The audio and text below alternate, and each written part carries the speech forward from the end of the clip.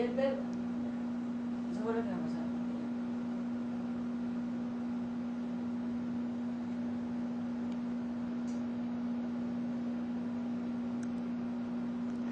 Bendiciones, mis amados. Qué bueno estar de vuelta con ustedes. Bueno, estamos hablando sobre los yo soy de uno. O sea, quién soy definitivamente en el Señor, qué debo ser y cómo debo de ser como Él. Porque tenemos muchas enseñanzas de muchos temas, pero esta en particular nos va a mover en la autoridad que debe tener cada persona que es hijo de Dios. Porque si nosotros somos el templo de Dios, pues tenemos que cumplir la función sacerdotal y al tiempo la función profética. ¿Por qué razón? Porque esta gente aquí oficiaba en sacerdocio, pero ellos tenían solamente la manera de ir a implorar, como el sumo sacerdote, en el lugar santo o en el santísimo, por el pueblo. Pero la iglesia hoy tiene la potencia de Dios dentro de ella. Entonces debe de oficiar como profeta, que es en el caso en que el sacerdote implora e intercede por el pueblo, pero el profeta trae la palabra de Dios para el pueblo, el comunicado de Dios para el pueblo. La combinación de sacerdote y profeta, que lo vamos a dar mucho más adelante, la parte profética en la confesión, en la oración, en el mover dentro de nosotros mismos, porque la iglesia se ha quedado pegada en el milagro, en la señal, en ver los dones en otra persona, pero eso no es lo que Dios quiere. Dios dijo que en aquel tiempo Él vendría, habitaría en nosotros, estaría con nosotros, se movería en nosotros, y que el poder del Espíritu, que era la garantía de que Dios se iba a manifestar. Entonces tenemos una iglesia que está llena del poder de Dios, porque está en ella todos los dones y la habilidad del Espíritu Santo para poder hacer, pero una iglesia que no tiene autoridad en esos dones.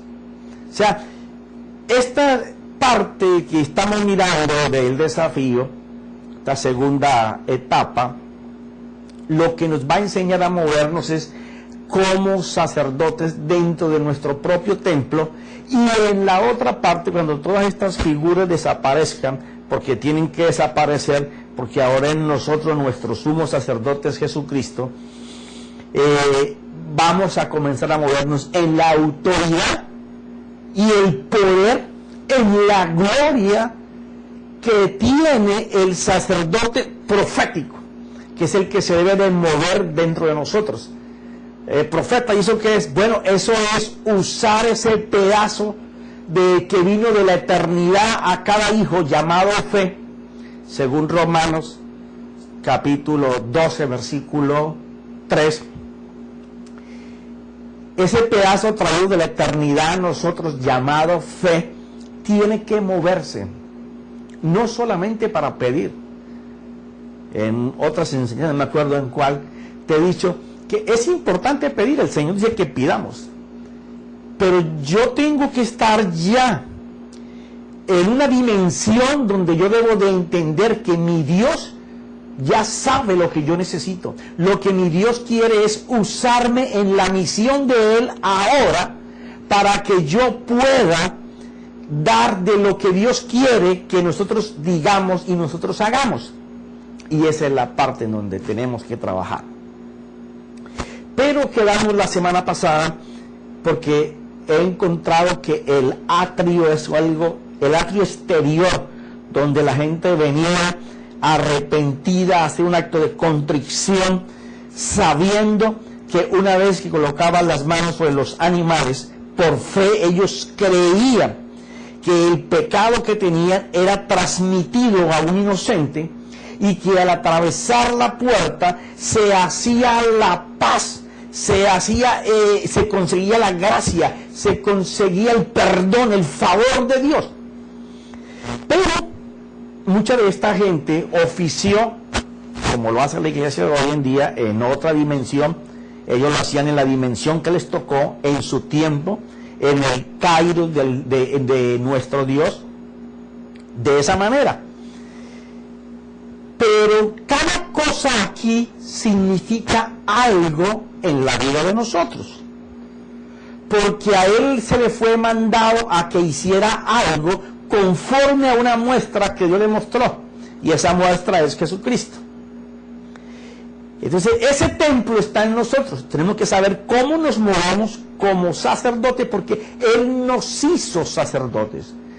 Es muy agradable decir, yo soy cabeza, yo no soy cola, yo estoy arriba, nunca estoy abajo, yo soy nación santa, pueblo escogido por Dios, yo soy rey, sacerdote, pero en la vida de nosotros no se manifiesta lo que nosotros estamos hablando.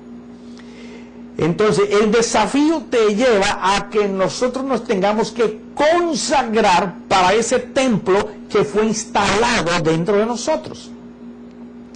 En donde puedo encontrar que el atrio es supremamente importante y no se le ha dado la importancia debida.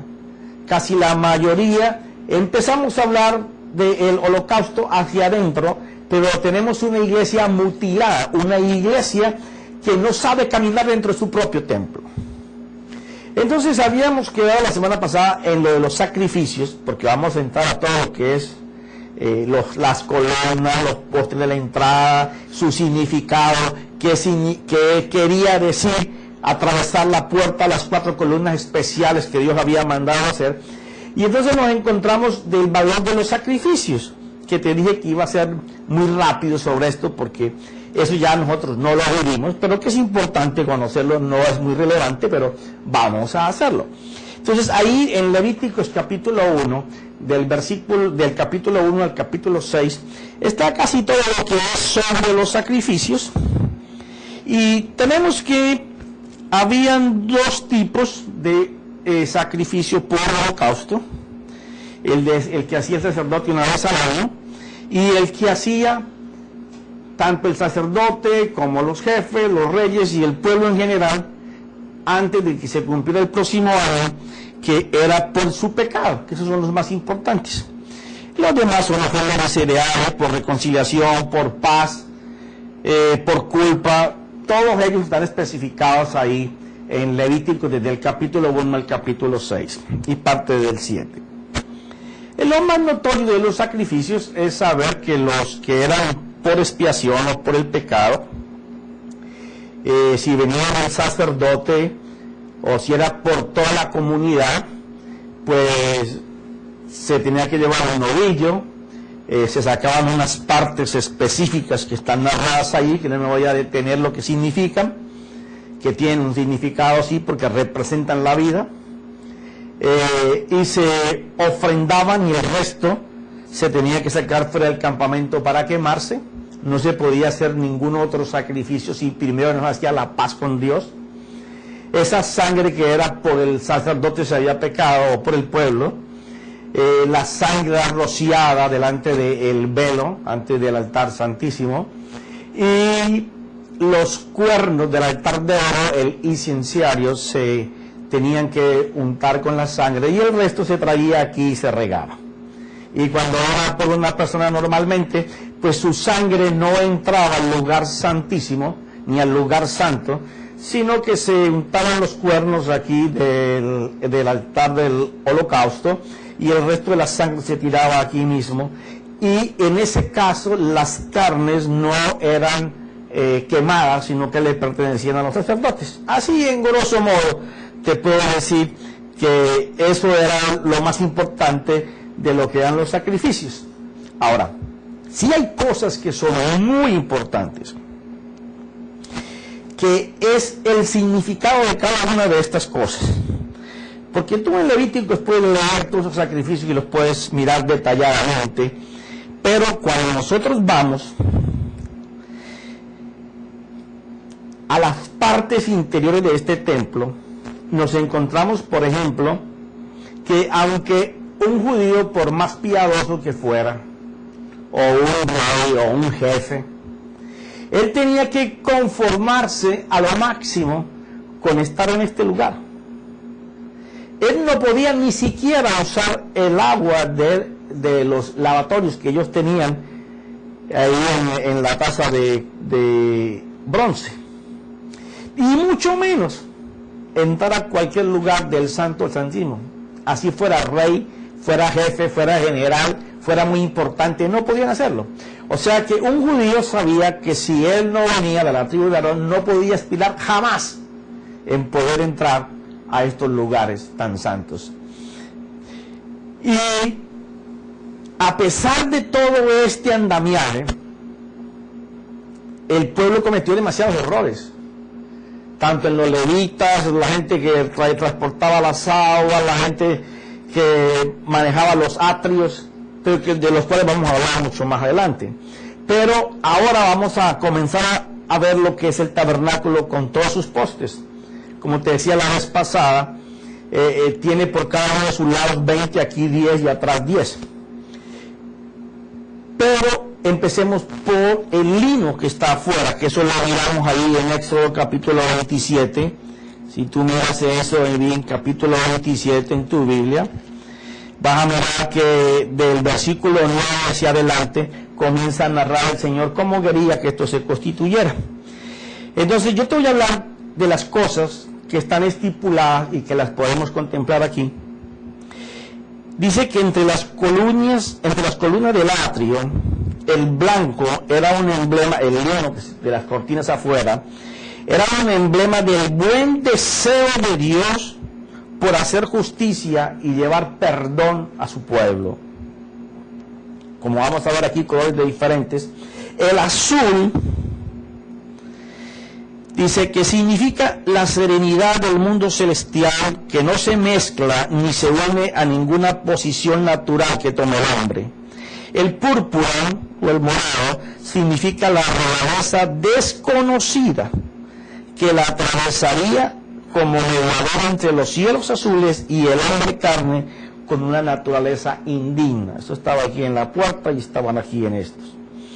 El escarlata o carmesí denota la sangre acabada de brotar como elemento esencial de la expiación por el pecado. Entonces, hay algo que quiero entrar a tratar rápidamente, y es la madera. Resulta que el Señor utilizó la acacia, no porque sea la madera que más había en ese momento, sino porque Dios, al usar la acacia, colocaba un ejemplo de lo que Él quería que el hombre pudiera ser. ¿Por qué razón? Porque la acacia, dada a sus características, se puede alegorizar a lo que es la naturaleza del hombre. Y Él hace que esa acacia tenga en su pata, tenga bronce, ¿ya? Que el bronce es el símbolo de la justicia divina que Dios espera y demanda para que nosotros, los que somos sus hijos, podamos llegar a alcanzar, para alcanzar su misericordia y su perdón. Ahora, la plata que está aquí arriba, que es la que simboliza la purificación, la que significa ser purificados por la palabra, al entenderla, y que entendiéndola no solamente nos va a llevar hacia la justicia de Dios, sino que nos va a meter bajo la bendición. Pero la acacia en sí, cuando comencé a mirar esto, me di cuenta de que era poderosísimo. Eso aparece en una palabra, la acacia, pero las columnas están hechas de ella. Estas columnas de lo que es el altar, el lugar santo y el santísimo, las tablas estas, están hechas de acacia. donde se va a quemar el holocausto, el altar del holocausto, es de acacia forrado en bronce. La mesa de los panes de la proposición es acacia forrado en oro. El altar de incienso, acacia forrado en oro. Las columnas que dividen el lugar santo del lugar santísimo, acacia forrado en oro y plata. ¿Ya? Adentro, donde estaban los querubines y donde estaba lo que era en sí el arca, todo esto era acacia forrado en oro. Todo alrededor de la madera, acacia forrado en oro. Señor, ¿qué tiene que ver la acacia con tanta demanda de esa madera? Cuando comienzo a investigar, comienzan a salir detalles muy importantes. Por ejemplo, es la madera más liviana y resistente a prueba de todos los climas e inclemencias. De muy mal aspecto porque es nudosa y tiene espinas. Cada vez que ella se encuentra con hojas, tiene al lado de donde salen las hojas unas tremendas espinas, diría yo, 3 o 4 pulgadas, y muy peligrosas, muy puntiagudas. Es un palo nudoso, y la corteza de este árbol parece que tuviera granos por todo el tallo y sus propias ramas, y son de un color o anaranjado o un poco marrón. Tiene una buena vista, pero no todo el mundo desea tener en sus manos el árbol por lo peligroso que son sus espinas. Dice que florece en medio de la mayor sequedad. O sea, puede haber una escasez tremenda de agua, puede que los terrenos estén áridos, quebrados, reventados, pero la acacia florece en medio de esas circunstancias. Dice que es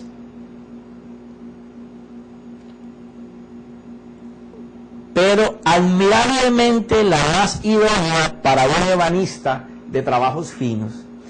A pesar de todas las características que estamos viendo, es la madera que la gente que va a tallar cualquier tipo de madera en ese tiempo, en esos lugares, buscaría este tipo de acacia porque se deja manejar fácilmente.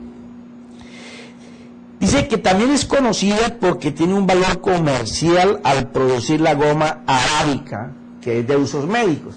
O sea, tiene mal aspecto, tiene espinas, florece en medio de las mayores adversidades, se desarrolla, crece en medio de las mayores adversidades. Ten en cuenta eso. Pero que admirablemente es la más idónea para trabajar las cosas de carpintería, o sea, la curva esa rara que le van a dar, como los cuernos que tenían que fabricar, las puntas, todas esas cosas difíciles de poder hacer para forrar después con cobre, con plata o con oro. El árbol se facilitaba para poder hacer todo esto. O sea, que se deja trabajar. Y fuera de eso, produce una goma que es una medicina, o sea, sirve hasta para remedio, como diríamos en muchos lugares. Esta goma brota espontáneamente del árbol y entre más calor haya, más goma brota. Imagínate esto. Lo que la hace rica también, que es que bota de su corteza, la goma que sirve para medicina. Entre más calor haya, o sea, entre más sometido a las pruebas del clima, el estar oprimido por la temperatura, por el ambiente, este árbol comienza a soltar mucha más goma. Qué interesante.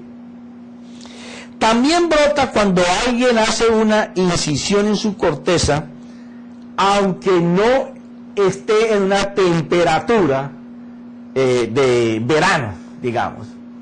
Si alguien va en otro clima y exige del árbol la goma para sacar medicina, ella lo da.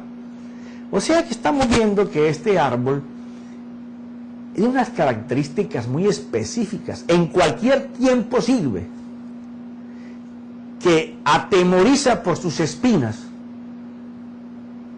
pero en cualquier tiempo sirve y en cualquier clima y ante cualquier resistencia. Qué interesante. También sirve de alimento en tiempos de penuria o escasez. Y también sirve para aplacar la sed. Cuando yo comencé a mirar todas estas características de este árbol, me quedé maravillado. O sea, sabía que Dios había mandado a hacer esto porque Él tenía cosas específicas en cada una de estas cosas. Y en la medida que lo he ido desarrollando, me he quedado maravillado con todas estas cosas. Ahora me doy cuenta que también si hay escasez, servía de alimento, y si había sed, también servía para calmar la sed. ¡Wow! Y dice, su corteza es un potente astringente en los problemas de cicatrización, en heridas, contra los tejidos, contrae los tejidos hasta cerrarlos. Imagínate todo esto que tiene este árbol. La corteza la molían y en las heridas que no sanaban, echaban ese polvillo y él hacía que los tejidos se contrajeran, se sanaran y cerraran. Y cicatrizaba. ¡Wow! El Señor está mandando a hacer de la madera, que Él desea hacer todo esto, de una madera que tiene muchas características de las cuales el hombre debe de copiar para poder servir al Señor. ¿Por qué razón? Porque es que de las columnas para afuera, aún del sistema del mundo, de las columnas para adentro está el sistema de Dios. Ahora, ¿quiénes son los que podemos hacer que la gente que está en el sistema del mundo pueda entrar al sistema del Señor? Las columnas. ¿Quiénes? Tú y yo. Cuando tú y yo somos columnas de Dios en nuestro propio templo, nosotros no estamos estorbando para que la gente no conozca al Señor, sino que los estamos sacando del sistema del mundo para meterlos al sistema de Dios. Esto es maravilloso. Mira esto. Por sus largas y temibles espinas, te inhibes a tocarlo. Emblema de que cualquiera que desecha a una persona al verla, por lo que a ella le parece, no está contemplando la utilidad y el valor que Dios está viendo, aunque a ti te parezca que tiene espinas, aunque a ti te parezca que el color no es bueno, que la corteza tiene una forma que no es llamativa, que en definitiva por la cantidad de problemas que representa poder tocar el árbol por las espinas, es mejor soltarlo.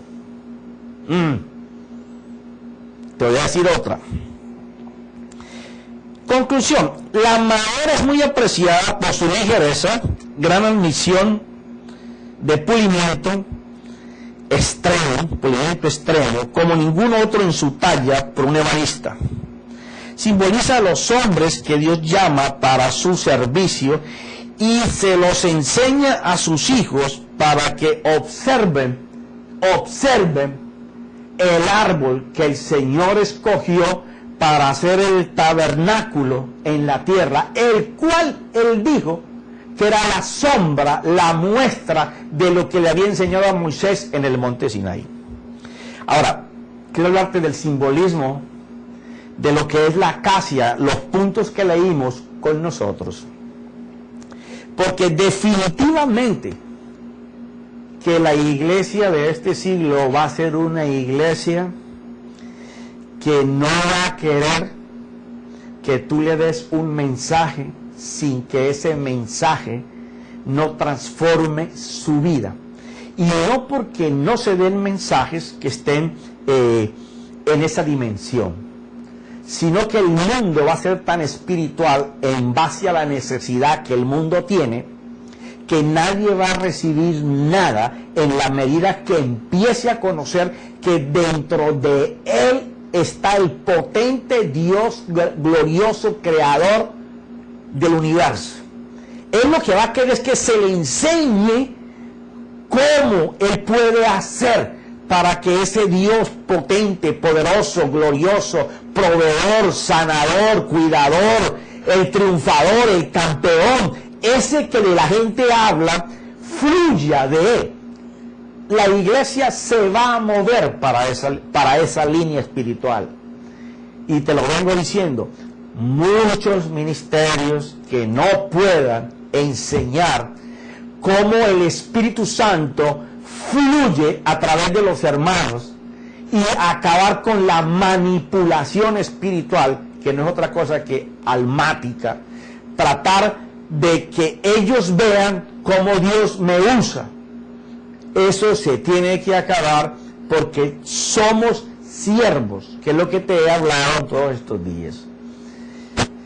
Podemos portarnos como hijos, como amigos o como siervos, pero nadie puede ser siervo si primero no es amigo. La mayoría de las veces nos hemos estado portando como hijos. Dame, dame, porque eso es lo que un hijo hace, pedir y pedir y pedir. Pero el amigo no es solamente el que va y le cuenta el problema a Dios, sino que Dios le abre su corazón para contarle lo que Dios quiere que él haga. ¿Y cómo va a poder pasar eso si no hay intimidad? No hay el tiempo suficiente para dedicarle a mi Dios para que Él me enseñe. Jesús mismo decía, yo hago lo que oigo y hago lo que veo a mi Padre hacer. O sea, esa es la dimensión a donde la iglesia se va a mover. Vas a comenzar a ver jóvenes encendidos del Espíritu Santo. Y los celos en los ministros viejos que llevan años y no han podido producir la potencia de la vida del Espíritu, y andan llenando sus espacios con otra cantidad de cosas que no es la manifestación poderosa y potente de Dios, porque no es un mensaje, no es que tú llames a 1000 personas y les pongas la mano a 1000 personas, no es que sucedan 5 o 10 milagros, no. La cosa está en que nosotros le podamos impartir a los hijos de Dios que ellos son templo de Dios y cómo se tienen que mover dentro de ese templo. Por eso es que es tan importante el atrio exterior y el saber cuando se pasa la puerta qué se está haciendo, qué se está adquiriendo, qué se está ganando, a dónde fui yo. Esa es la importancia. Mira lo que simboliza lo que leímos antes sobre la acacia. Déjame tomar agüita porque esto se pone rico. Mira esto. Recuerda que esa fue la madera más usada en todo. Todo está forrado en plata, en oro, en bronce, de todas las cosas. Únicamente el candelero y el lavacro, el candelero de oro y el lavacro de bronce. Lo demás todo es acacia forrado con algo. Mira esto.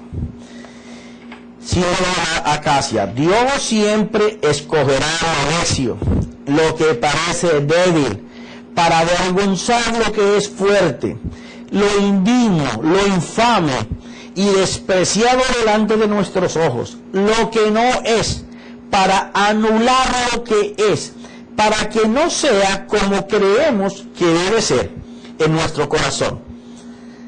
Aunque no nos parezca lo llano, para que Dios lo use. Cosa muy importante que va a pasar en la iglesia ahora. No va a ser el concepto preconcebido de tiempo y tiempo y tiempo. Ese Marco que tiene 40 años, 30 años, 20 años, a mí me enseñó el contrapastor, el pastor, el reverendo. No. Vamos a lo que el Espíritu está llamando. O sea, va a llegar un tiempo en que gente llega a la iglesia y van a ser como la gente en la Biblia con Jesús. ¿Tú no viste a la samaritana que fue a hacer 2 años en el instituto bíblico? Ni tú viste al hombre gadareno que tuvo que pasar en una universidad 5 años de teología y divinidades. No, es gente que llega e inmediatamente reciben lo que es estar en el acto exterior, lo que es pasar la puerta, valoran lo que el Señor hace y empiezan a evangelizar. Dios va a llevar por su espíritu gente a las iglesias que no tienen nada que ver con la contaminación de los resabiados, de los mal enseñados, de los que están pidiendo la etiqueta, el protocolo, la chapita, el título. Eso se va a acabar. Dios va a comenzar a llevar samaritanos, va a comenzar a llevar la mujer de Samaria, las pecadoras, los pecadores, los locos, los dementes, gente que delante de nuestros ojos no tendría el valor. Vaya a ver si usted en su iglesia va a poner a la prostituta más conocida del barrio donde usted tenga su iglesia y que se convierta el domingo y que todo el mundo la conozca y usted la mande a evangelizar en el nombre de la iglesia. Al domingo primero no le da vergüenza. No, hay que tenerla ahí en reposo por lo menos 2 años. Jesús no hizo eso. El fuego del Espíritu es lo que va a demandar los cambios en la iglesia. No es el que se sepa la Biblia, ni el que lea 4 versículos muy bien y los explique. No, es el que tenga la vida de Dios, aunque a nosotros no nos parezca. Entonces, claro, el sistema ambiguo va a querer quedar envuelto en un papelito de regalo con moñito bien bonito para poder que empiece a trabajar. No, Dios te va a dar posiblemente lo que delante de tus ojos no tiene valor. Así como la acacia, si no la mira un ebanista, si no la mira a alguien que sepa para qué sirve, si no la mira a un doctor y sabe que sirve para medicina, no le va a dar el valor. Entonces, Dios va a comenzar a usar gente que va a llegar a las congregaciones, aunque no te parezcan bien, aunque tengan espinas que te lastimen, y los va a comenzar a usar en el nuevo mover del Espíritu. Hubo un mover el siglo pasado, desde los años, diría yo, 80 hasta el 2000 y algunos más, en donde la iglesia se llenó de conocimiento, y era estar ebrio. ¿Quién tiene la última revelación, la última palabra? No, mijo, si ya todo fue revelado. A ti te está oculto, eso es otra cosa. Eso se va a terminar porque lo que va a ejercer es el poder de Dios, como decía Pablo en 1 Corintios 2. No es una fe que está basada en palabras y palabras, no. Cosas que tengan hechos. Una iglesia que sea integral, que se preocupe por las almas, que esté en función de ellas, de su vida espiritual, que esté cobijando esas almas, que esté viendo qué necesitan, porque a eso nos llamó. Y si no, hay que leer Juan capítulo 20 y 21, a ver qué fue lo que Dios le explicó a ellos ahí. Bueno, espérate que es que me voy metiendo y me puedo salir del tema. Mira lo que dice la Biblia.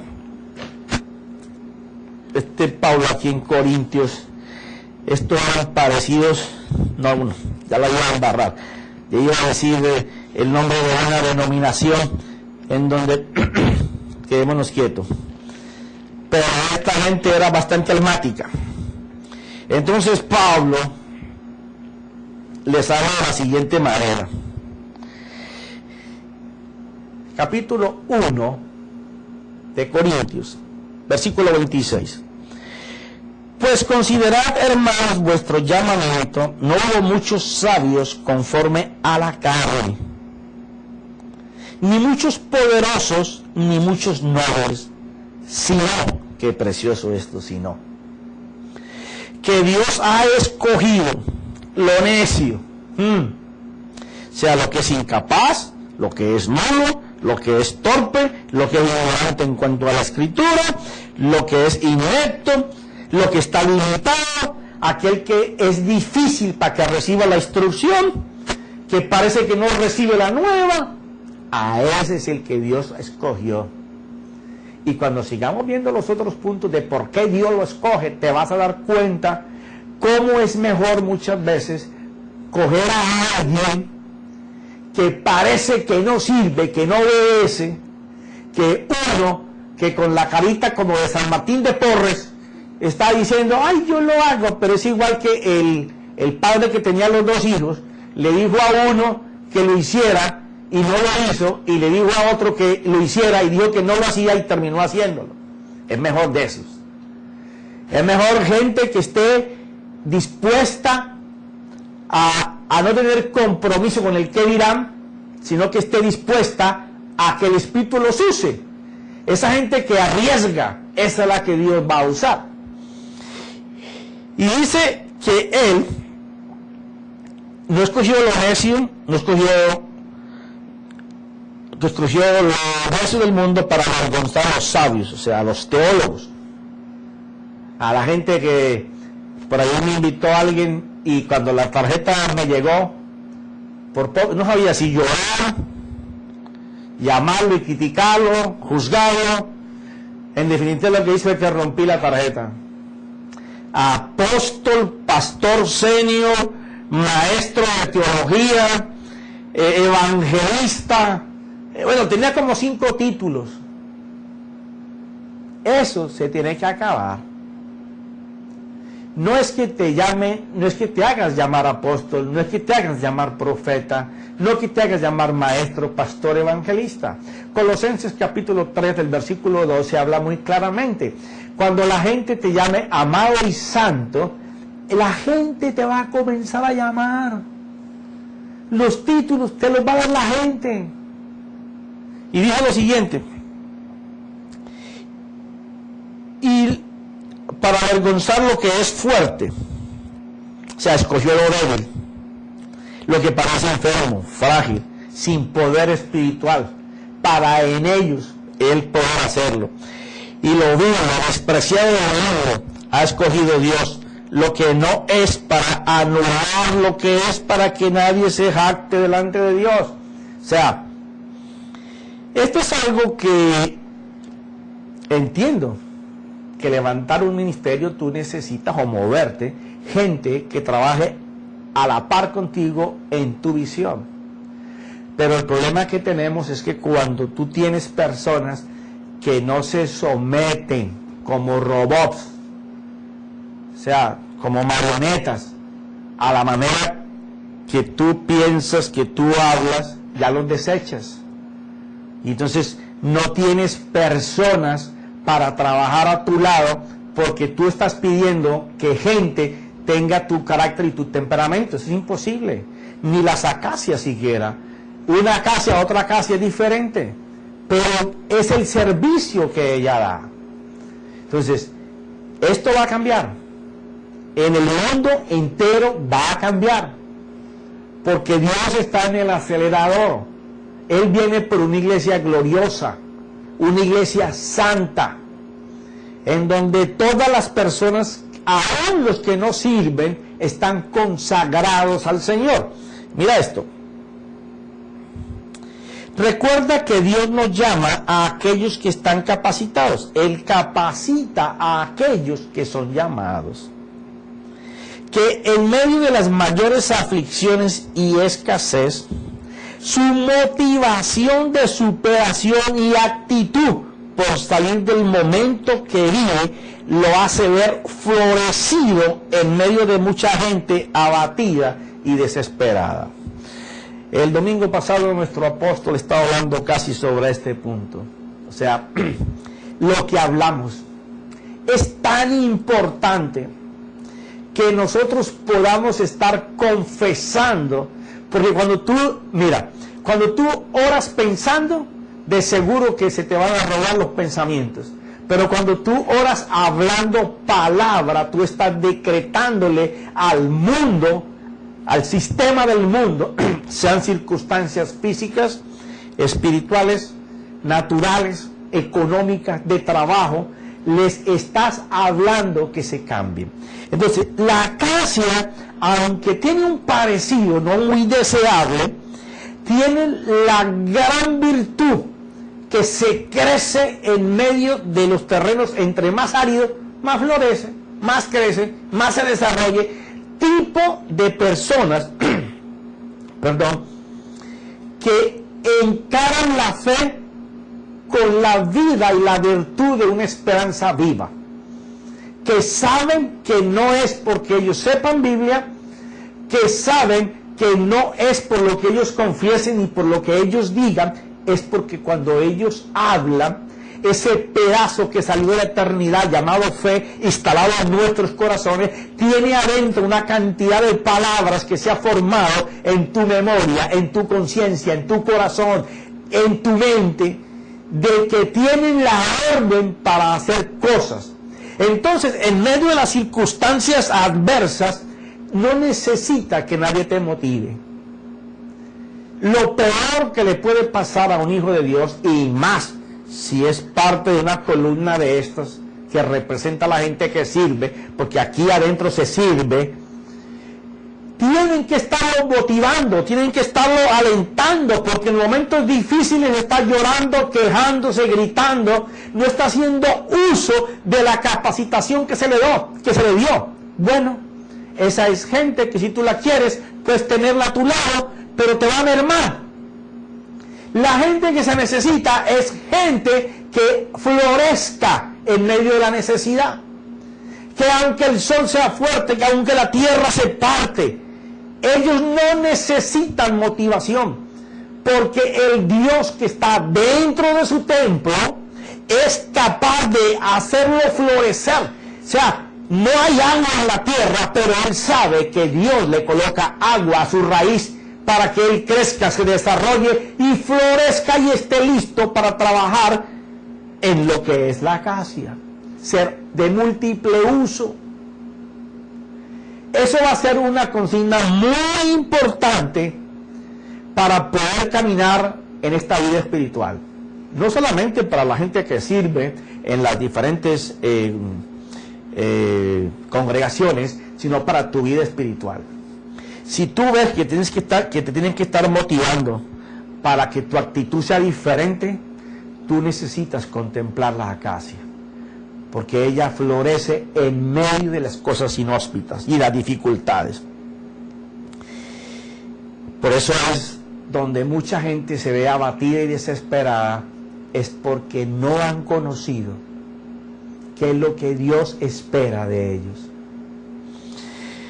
Que a pesar del temperamento o carácter que le damos, que nos hace pensar que es incorregible y difícil de formar y manejar, admirablemente al escuchar la voz de su ebanista, entre paréntesis, la voz de Dios, se deja tallar al extremo, resistiendo toda transformación a su corteza o naturaleza. Una característica que debemos de tener los hijos de Dios y los que servimos es que nos pueden tallar como quieran, nos pueden decir como quieran. No estamos en la carne, estamos en el espíritu. Reconocemos el formón y el martillo y el serrucho del ebanista, y sabemos cuando esa herramienta viene sobre nosotros. Las demás cosas no las reconocemos. ¿Por qué? Porque este tipo de acacia en este momento representa a aquel, aunque su aspecto sea grotesco, aunque sea no sea monedita de oro que le gusta a todo el mundo, se deja trabajar, se deja ordenar, se deja disciplinar, escucha, obedece. Puede que no esté tan pegado ahí lambiéndote la chaqueta del saco, pero cada vez que se le pide, que se le exige, que se demanda a él, está listo. Eso es la acacia. Ella puede durar tiempo enterrada ahí, pero cuando el ebanista le coloca el ojo y la corta y comienza a sacarle sus espinas para poder trabajarla, encuentra que es más útil que si hubiera tenido un roble, un nogal, una ceiba para poder trabajarla. O sea, no podemos mirar los hijos por lo que nosotros apreciamos, porque nos vamos a equivocar. Tenemos que mirar a nuestros hermanos mirarlos como Dios los mira. Muchas veces las personas no pueden trabajar unos con otros porque lo miramos según nuestro carácter, según nuestros modales, según nuestra conducta, según cómo habla, según lo que piensa. Pero no nos podemos meter en la cabeza que si nosotros fuimos transformados, sanados, curados, arrepentidos, disciplinados, ordenados, ¿quién somos nosotros para cambiar esa persona que representa todas esas características cuando es Dios? Quiere decir que hay algo que no estamos haciendo, que es lo que el ebanista hace para poder tallar y trabajar la acacia, que es dedicarle tiempo. ¡Ojo! No me cortes, ni me cierres, escucha lo que te voy a decir, es por tu bien, iglesia. Gastar tiempo para quitarle las espinas a las ramas, para poder trabajar al árbol. Eso significa que nosotros tenemos que trabajar con nuestros hermanos. Si tú encuentras un hermano que te choca, que cuando te habla, ¡uy!, te enerva, o cuando te vas a hablar que usa hipocresía, o tratas de obviarlo, de no encontrarte con él, porque a veces lo que dice te molesta, te duele. Es por la sencilla razón de que no le estás quitando las espinas. Profeta, ¿y eso cómo se quita? Con un machete, con un cuchillo, con un formón, un serrucho. Con amor, mijito. Con amor. Con la cruz y caminar con ella todos los días. Significa que cuando una persona te talla, esa es tu cruz para crucificarte. Tienes que buscar a esa persona y atenderla como haría el ebanista con la acacia. Comenzar a quitar las espinas significa arrimarte a esa persona como nunca lo has hecho.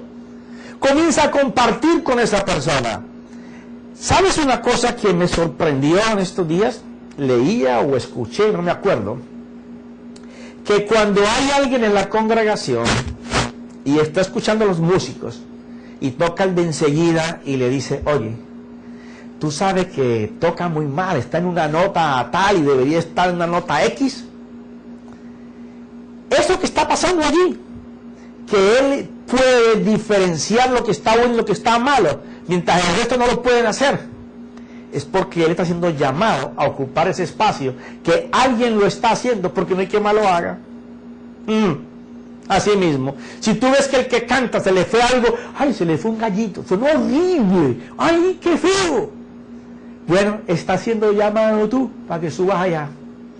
Cuando tú veas una falencia en tu empresa, en tu trabajo, en la iglesia, con tu familia, es porque te están llamando de parte de Dios para que la arregles, para que la pongas a funcionar, porque tú eres el elemento que Dios escogió.